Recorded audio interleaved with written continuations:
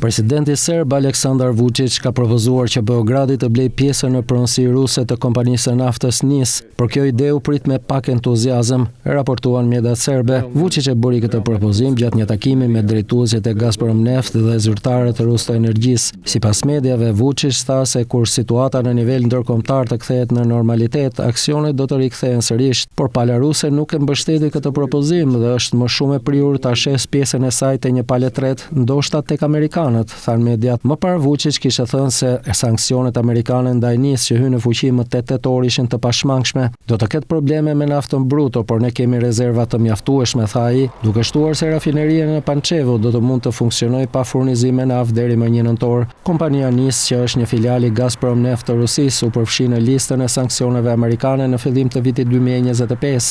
Në këtë kontekst, Vučić ka thënë se Shtetet e Bashkuara të Amerikës kërkojnë tërheqjen e plotë të kapitalit rus nga NIS. Ai po ashtu ushtoi se qeveria serbe i ka dhënë kontrollin Gazprom Neft në vitin 2008 dhe gjatë gjithë viteve kompania ruse ka kontribuar në gjenerimin e të ardhurave të konsiderueshme për buxhetin e shtetit në Serbi, si dhe në zhvillimin e shumë projekteve.